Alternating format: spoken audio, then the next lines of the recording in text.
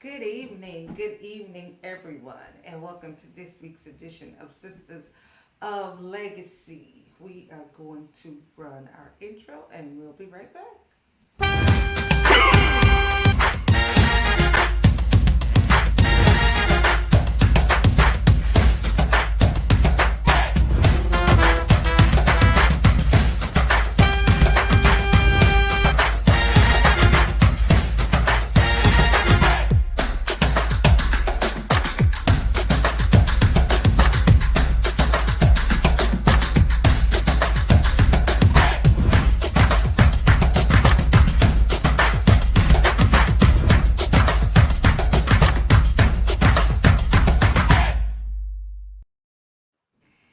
Hello.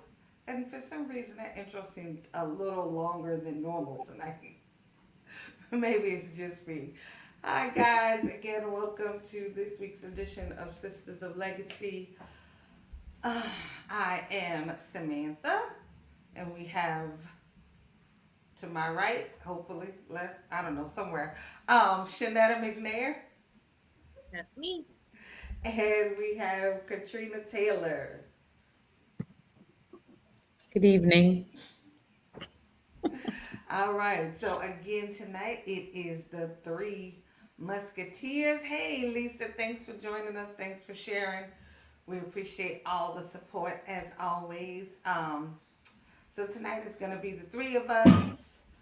We are minus one this week, so we are going to press on with the conversation. So tonight we're going to be talking about something a little bit different.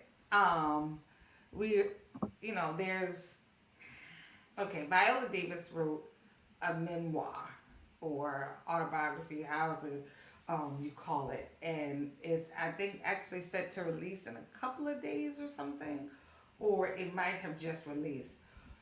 Anyway, prior to she did an interview with Oprah. It's only about a 40-minute interview on Netflix, and they're kind of discussing, I guess, small snippets of the book. Small snippets of her life. And when I was watching it, like I heard various things, and I was like, kind of made me think just about being, being a woman of color, um, and just being, overcoming different adversities and what have you. So we decided tonight we are going to talk about um, the interview because we have not yet read the book. I'm thinking that that's going to be something that we do down the line. So Shanetta, I'm gonna start off with you because, like you said, I know you said autobiographies, memoirs are your thing. Yeah. Um, so give us your thoughts. What stood out to you most? Um, I think just her being able to openly talk about her trauma is a lot of what stood out to me and about her process to get from where she was to where she is. The interview was really good to me. Um, I think that interviews with people who have books coming out, a lot of times it's helpful for them to kind of get, because like I didn't know until you mentioned that we were going to look at this that Viola Davis had a book coming out. Like I had completely missed that news somewhere along the way. So watching the interview prompted me to say, oh, okay, here's another, memoir that I think I'll order. And I'll put it, in my to read book stack for this summer. So it definitely prompted me to order the book because I'm one that's interested in like how people live and how they kind of survived whatever it is that they went through, because everybody goes through something. So like, how did you overcome? How did you, meet the task? How did you stand up to, accomplish the goals or whatever it is that you try to accomplish? The how to and the what people experience. That's kind of like what I really, really like to read. Um, so it did prompt me to order her book. So I should get it, I think, tomorrow. Okay. Um, Amazon is my best friend, so Prime. You order it today, you can have it later this afternoon if you're early enough. But I guess I was too late, so tomorrow it shall be. Um, but I definitely think it was a really good interview to go through some of the quick processes. Um, and I think hopefully, the book will be a little bit more interesting than that. I hope she didn't give away all the good stuff in the interview, because that would not be fun.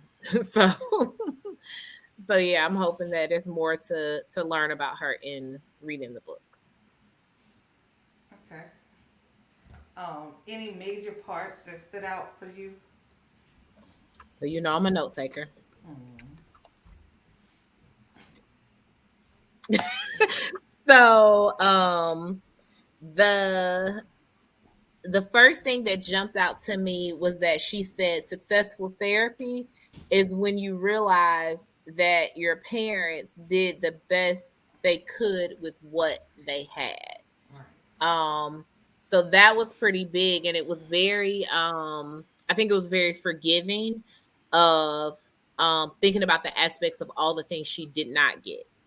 So, because I think a lot of times what happens is we grow up, we resent certain things, we dislike certain things that happen to us, and we began to point fingers and to blame others for what happened to us or what we lived through.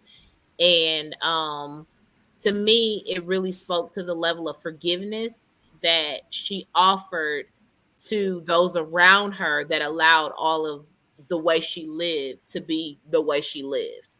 Um, and understanding and kindness.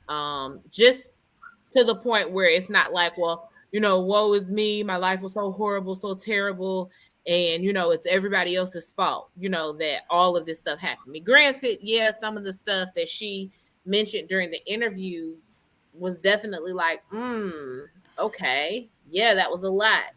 Wow, your parents let all that happen. Okay. Um, but it spoke to, I think, the huge heart that she has for forgiveness, um, for her to be able to say they did the best they could with what they had. And I think that comes, especially from some of the stuff she talked about, that comes from having survived, I think, some pretty great ordeals. Like, I'm not sure, like, I've been through some things, but I'm not real sure that I would have just been able to lay there and pull covers over my head while I heard a rat eating my dog's face. I'm not sure I'm built like that. I'm gonna be up screaming and hollering. Everybody gonna be up all night. If I'm hearing rodents above my head and all around me, and I'm not sure whether or not it's gonna come eat me because my sister done researched something that said that the rats eat babies alive. I'm not sure I'm sleeping ever. So y'all gonna be up with me. Just saying, like, if we were all three sisters sharing a room and this is how we were living, you will never sleep if I was your sister. So I don't really know how they did that. That was a lot. And then the last thing that stood out for me at the very end of the interview was, what are you living for? I think that's a key question that you kind of have to really evaluate and ask yourself, at any point in life. Like, what are you living for? What are you doing? Like, what's your purpose? What's your goal? What are you trying to get to? So Okay. Trina? Um, First of all, I'm a very big fan of Viola and her work, um, her intensity.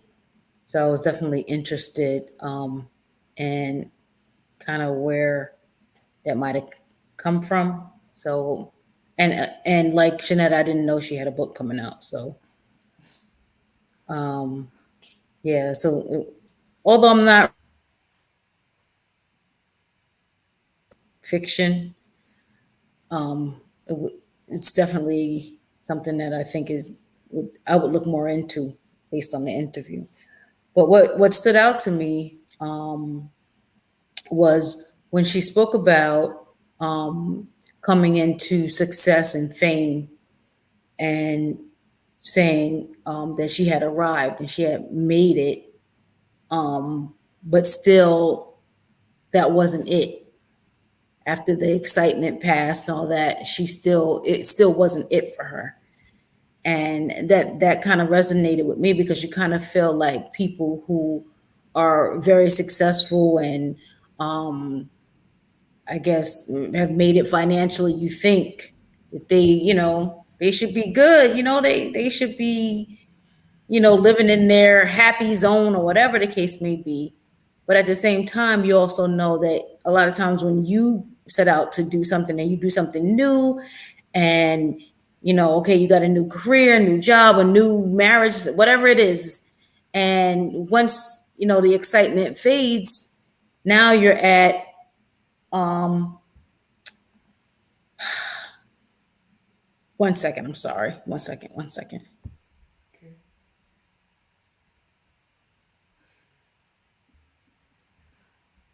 sorry. So Mike said, if um living with rats are the norm, you would feel different. I'm sorry, I was just trying to fill the space. So Shadetta, I think that is a good point. Like, that was kind of but like the like I'm norm. sorry, Go ahead. If living what I with was saying rats, is like I just yeah, okay, go ahead. my norm is gonna be waking y'all up. I'm just saying. Yeah. I'm sorry. So what I was saying is like once you get there, now you start to feel like um, you know, why isn't everything happy?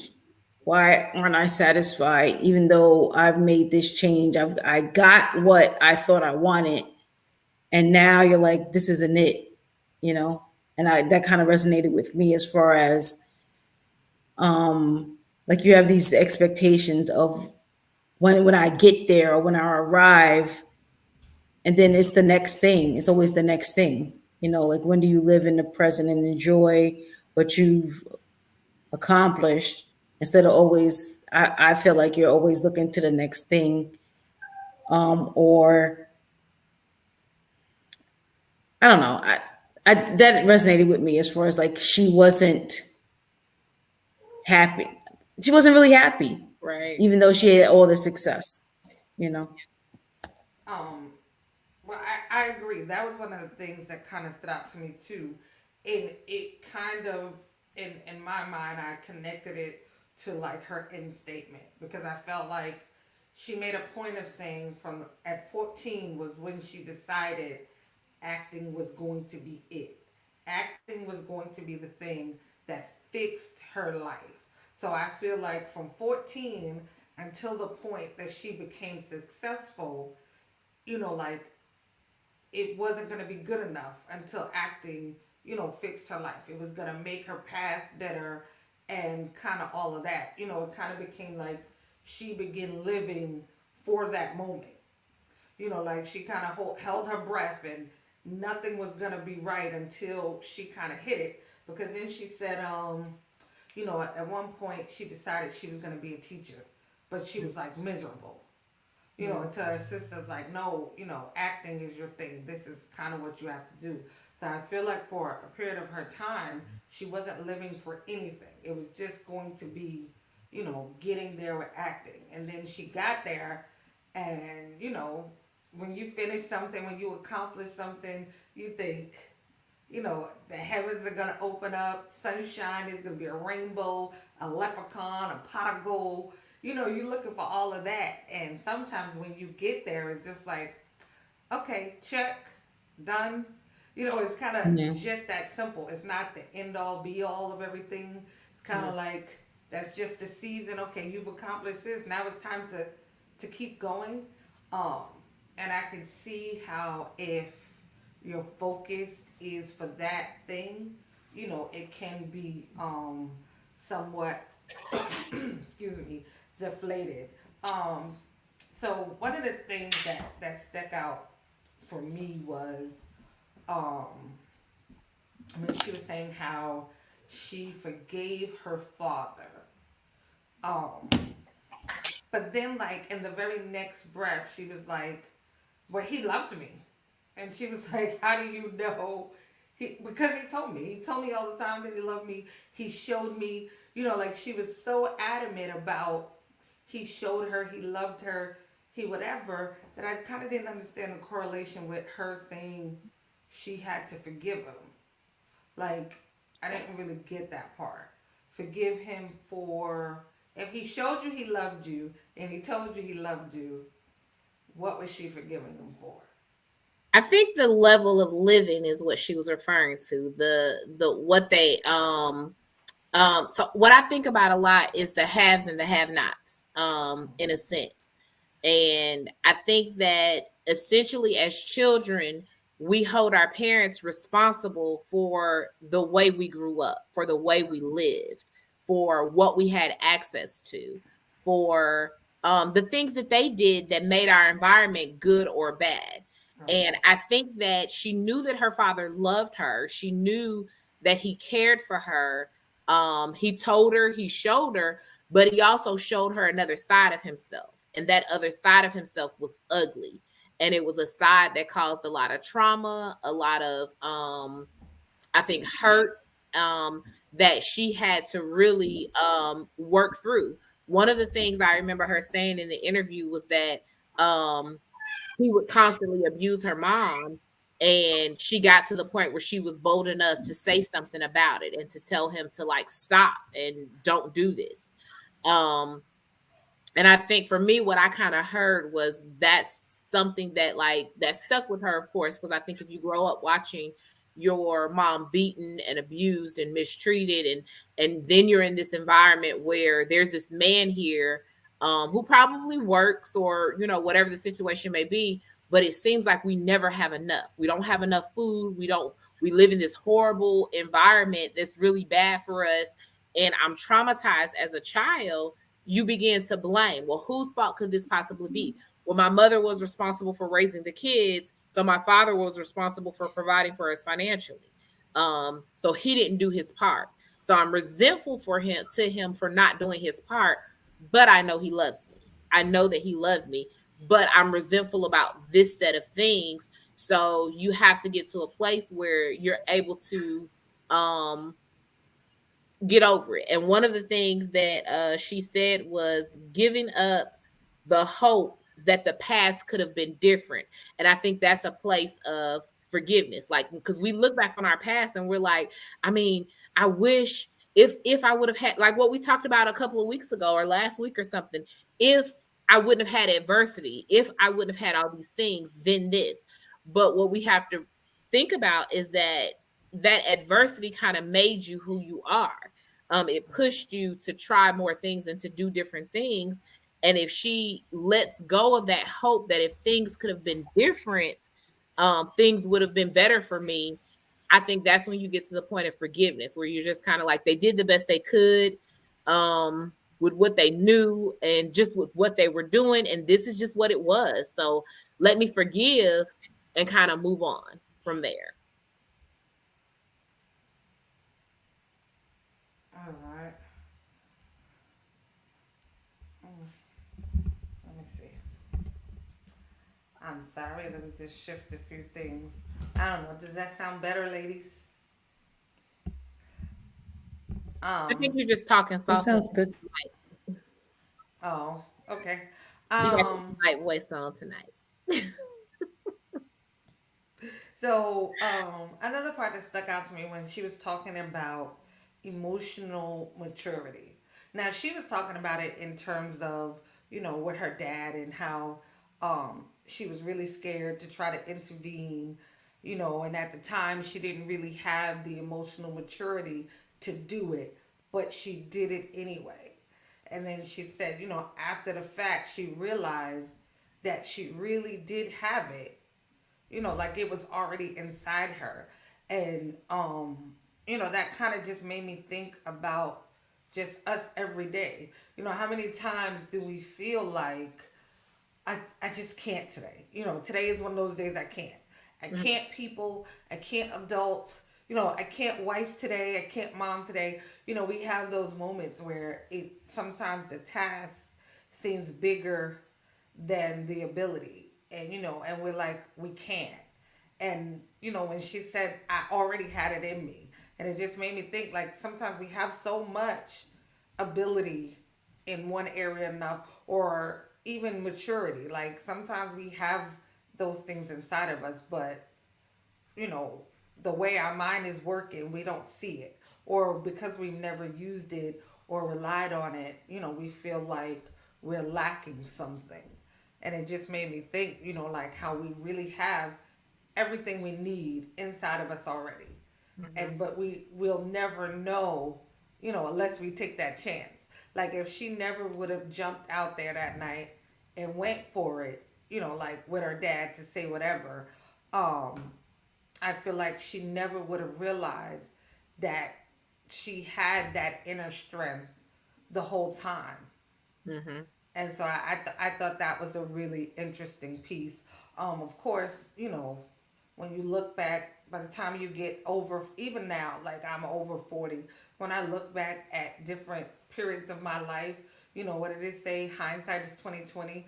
Like you realize so many things about yourself when you look back. And so just when she said that, it kind of made me think about so many times in the past where I've done that. Like I'm like, oh, I don't have it.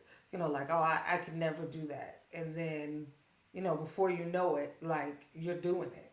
And Mm-hmm. it's, and then when you're doing it, you never really think about where did that come from. Like you don't really think back to how can I do this. You kind of just doing it, and like Mike was saying, it kind of becomes your norm. Like when that's what it is, it becomes your norm, and we sometimes miss those. I think those incredible moments in our lives. Like it may not be the big thing, but it could be that moment where you access a part of yourself that you didn't feel like you had, like something you feel like you couldn't do, and you take a chance, and before you know it, it's like, oh look, I'm flying, like, but you would never know it unless you took that step off. Mm-hmm. So that really made me think about so many things, really. um how we just underestimate ourselves. um and I'll just say as women, because like I say all the time, I'm just a woman. I Mm-hmm. can't speak from a man's point of view. I can only speak from a woman's point of view. So like as women, we often underestimate ourselves, and even if um it's not outwardly.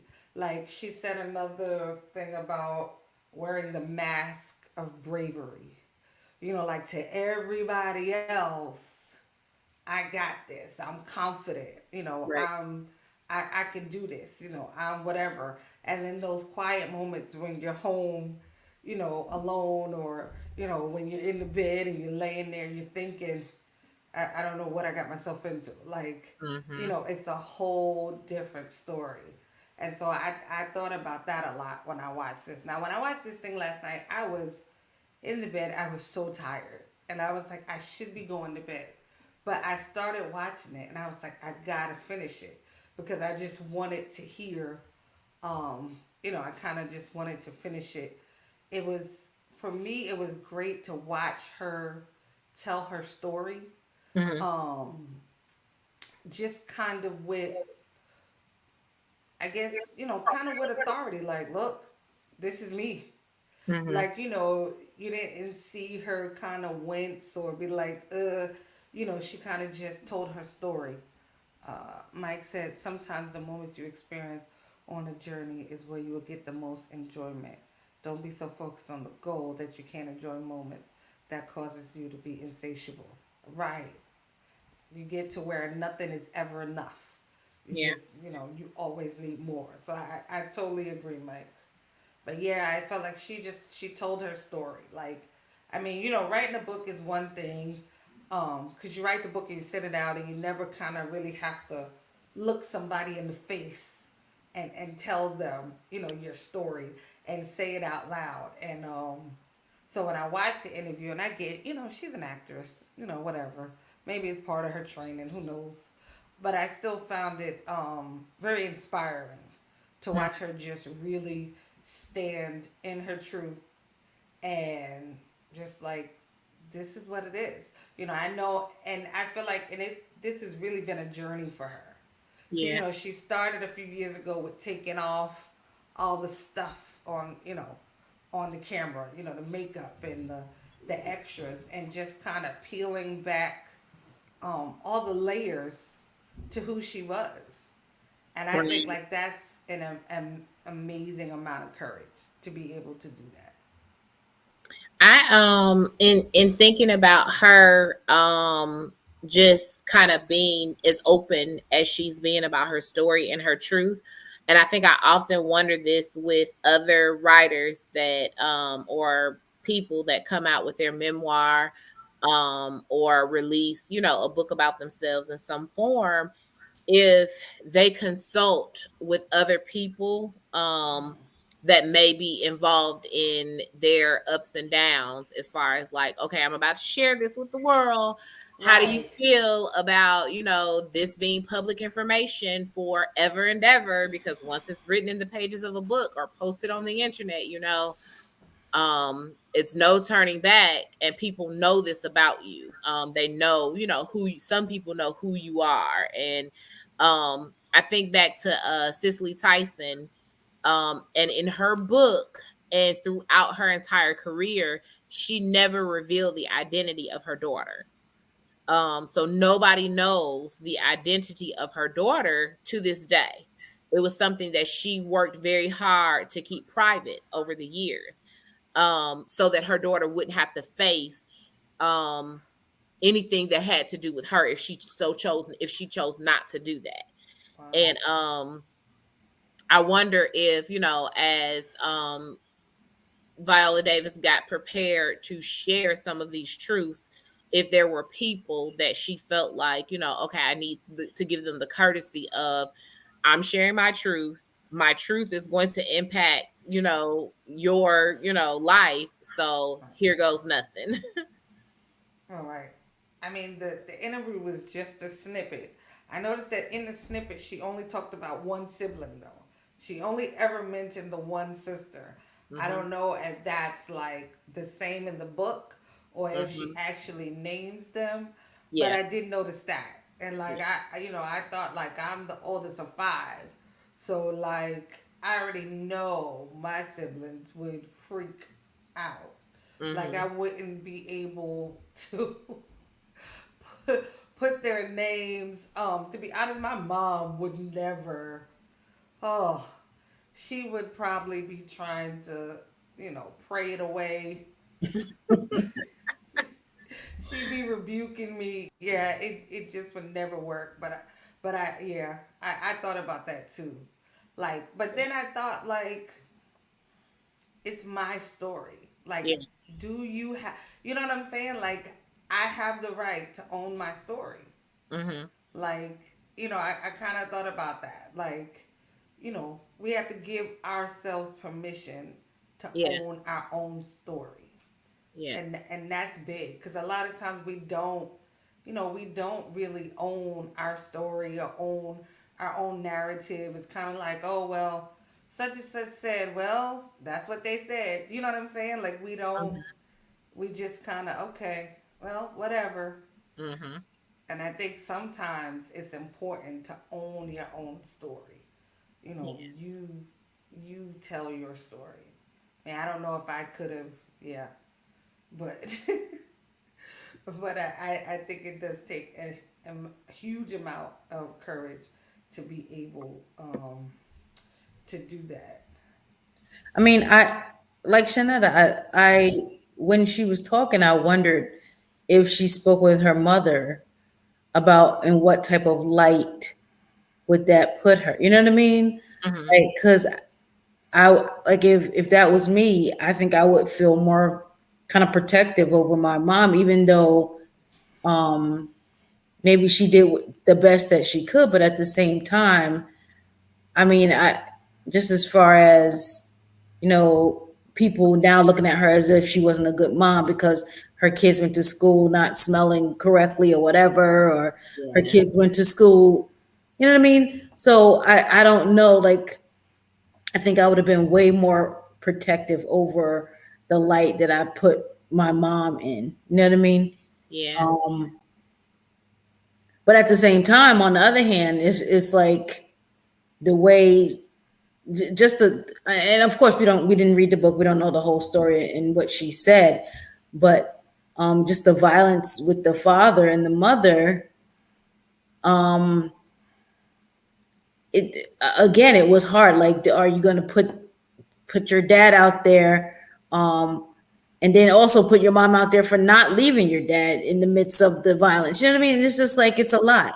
And like, I understand what you're saying, Sam. Like, it's your story, but like, how do you navigate that part of it, as Yeah. far as protecting your family and what light they're going to be viewed in? You know?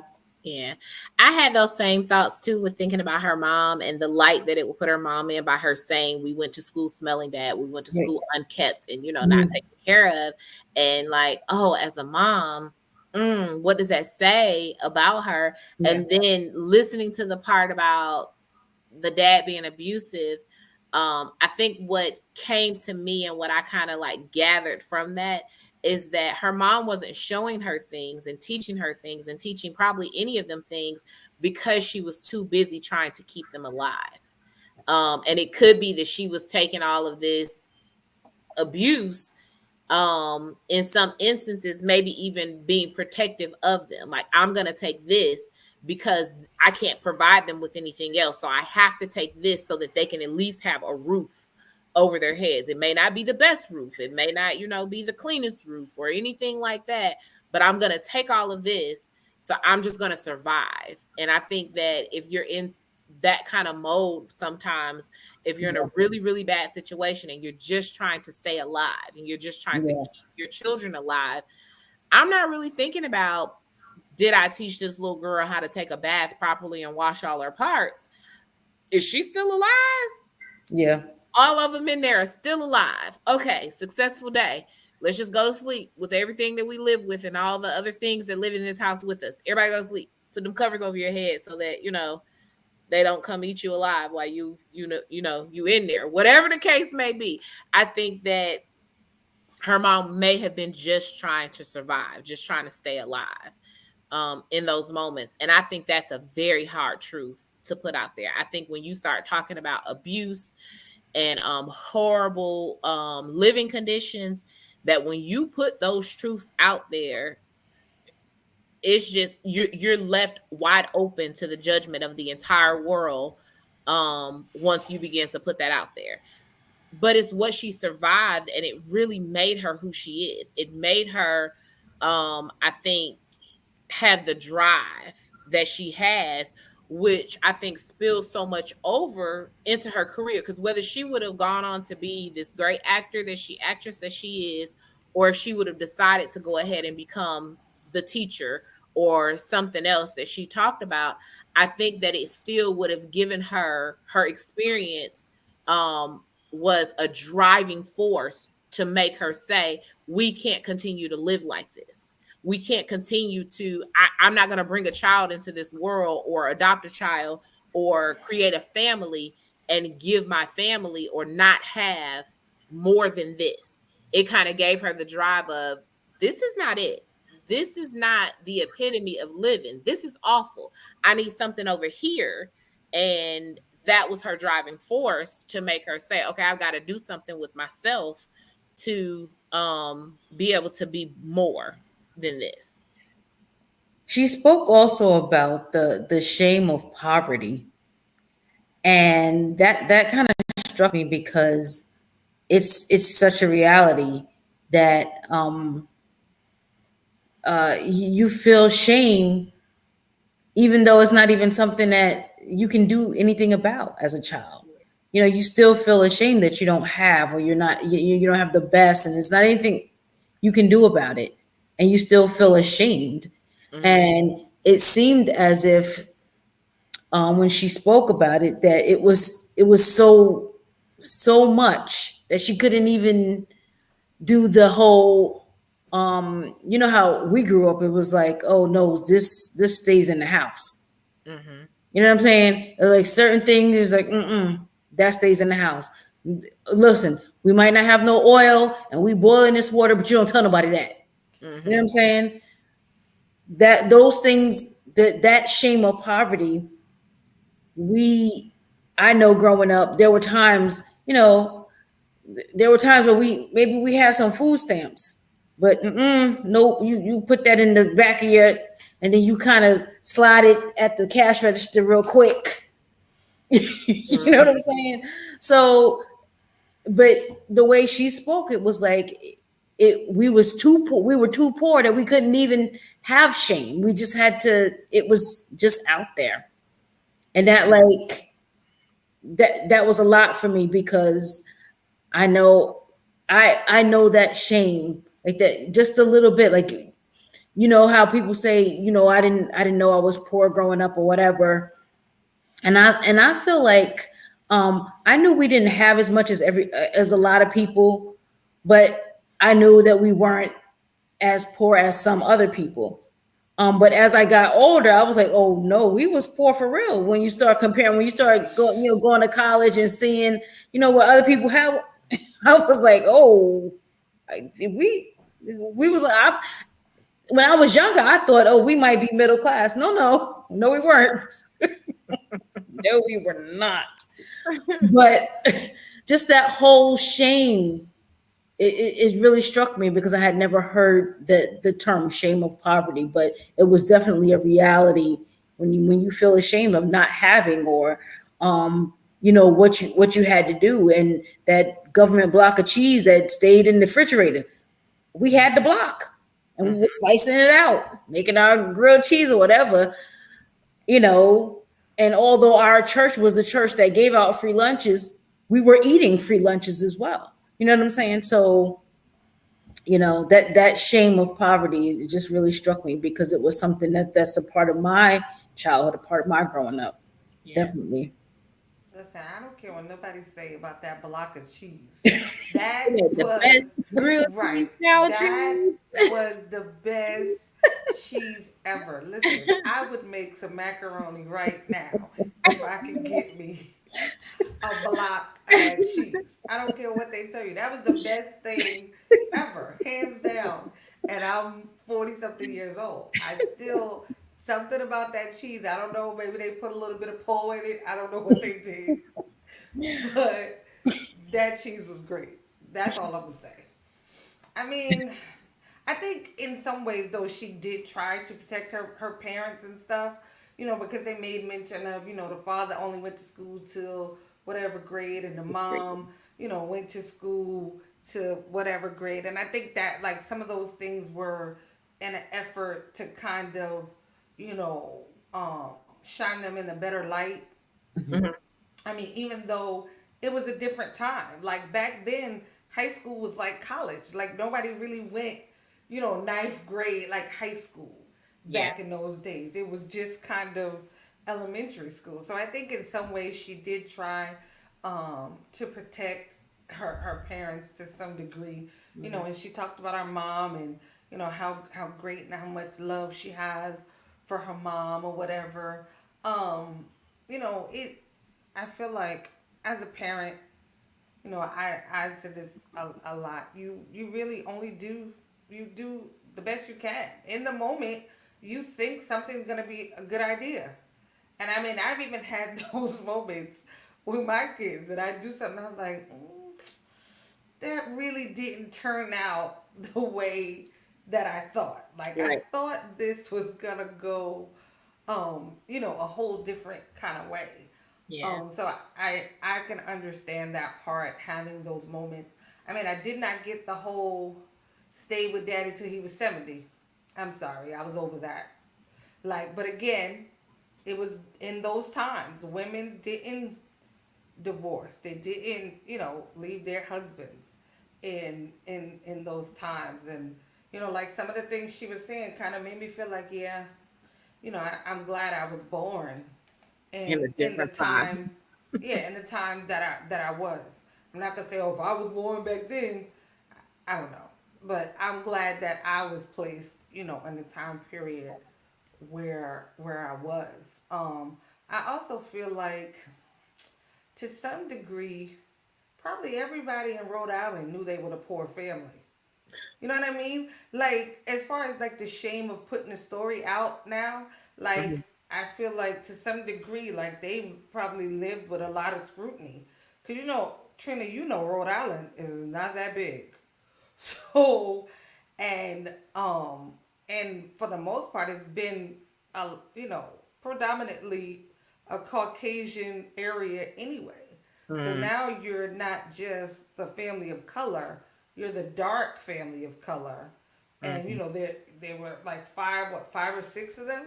mhm. So I think like the shame of the book, I don't know. I think some of it, was kind of like we've lived through it, like face to face. Who cares if people think that we don't have to look in the face? You Right. know what I'm saying? Like we had to look people in the face every day and go to school and kind of live through it. It's kind of like we've lived through the worst of it. Mm, I definitely think we've all had moments where you be like, wow, okay, if we could have just had a little more yeah. during this period, or a little more over here, or during those years. But I will say that her her experiences were very extreme. I mean that they were a lot. Like I was cringing just listening to the small part of it. So I definitely commend her for being able to tell her story, but it was definitely therapeutic for her though. I feel like this was like I said, another part of her peeling back her layers and trying to, clean out all the filth.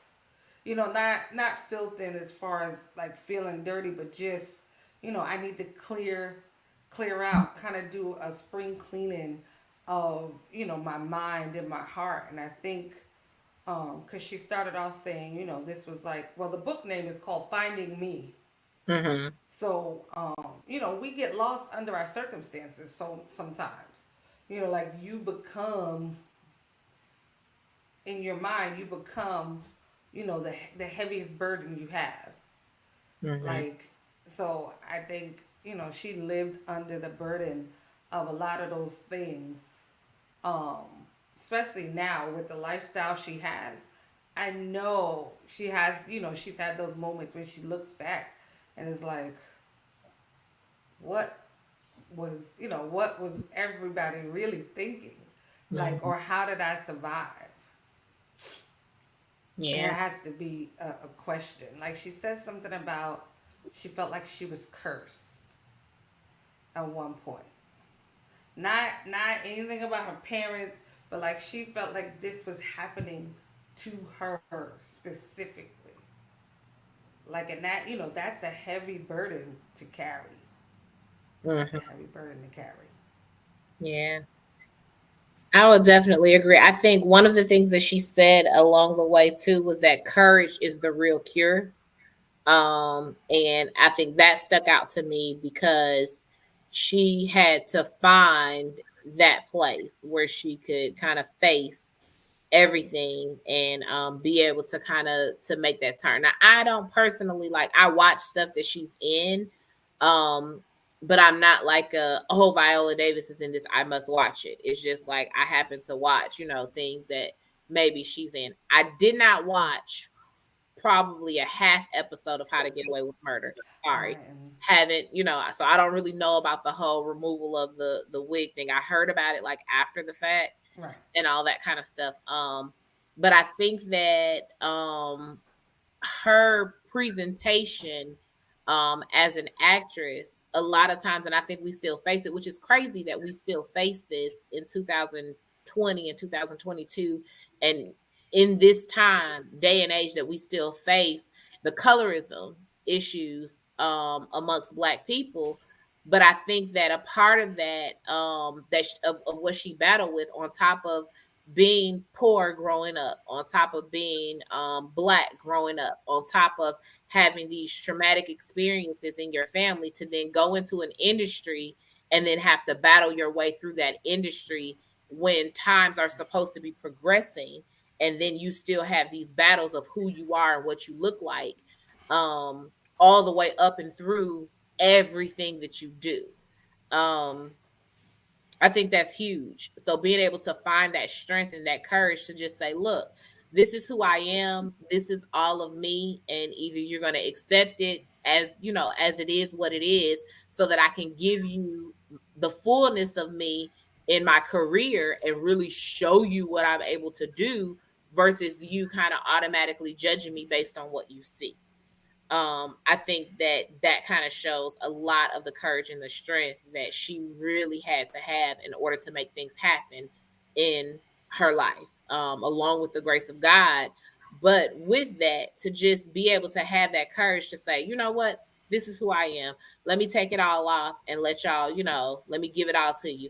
I feel like in, what was it, Ma Rainey's, the movie she did, I was watching that whole movie like, oh my, she letting everything hang out on this. And that whole time, I think I said like this the whole movie. Yeah, I was that like, one ooh, was, child. yeah, that one was a lot. That one was, I was like, mm, But mm. she was portraying a real person, right? Yes. Yeah, I So know, but maybe it was, I guess the actual singer must have been a A lot. lot. raunchy, She raunchy. must have been a lot. Yeah, you can say raunchy. It's okay, cause yeah, cause yeah, it definitely was. Yeah.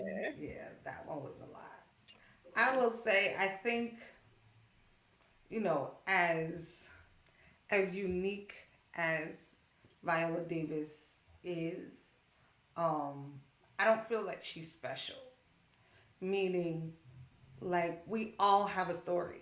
Hmm. We've all been through things and had seasons and moments where we felt not good enough, Hmm. not pretty enough, all of the not enoughs. Like, we've all had those moments at one point or another in our lives. We've all had moments um, from our childhood that we wish didn't exist. Hmm. Maybe not as extreme as hers, but for us at that moment, it felt monumental. Right. So, like, we've all had those moments as women or as women of color. We've experienced all those same things. And I feel like we just have to own our story. Yes, you may not get up and tell nobody everything. Now, that is your choice.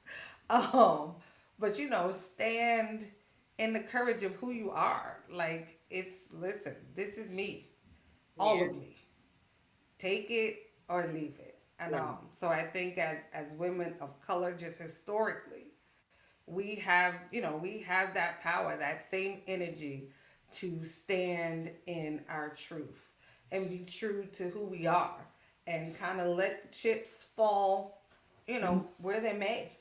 Stop trying to fit in, stand out. It's okay. Like, it's okay to be different, to look different. I think all those things are okay. So as brave and courageous as she is to share her whole truth, she is no more special to any other woman that may be hearing or watching Hmm. this broadcast. You are just as special. The same energy and um, strength that she has, you have it. Like, we have it. It came from our ancestors. It's been passed down to us. We all possess it. You just have to take hold and use it. So hopefully this conversation has inspired you to tap into all the beauty and wonder that is you as a woman, and be proud of who you are, the real you. Hmm. So until actually next time you see us, we'll be on our new night, Thursdays at 8 p.m. That's next week, right? Yes, next week will be our first Thursday night, so we will not be back on a Tuesday. We will be back on Thursday in May, 8 p.m. Hopefully, you guys will join us.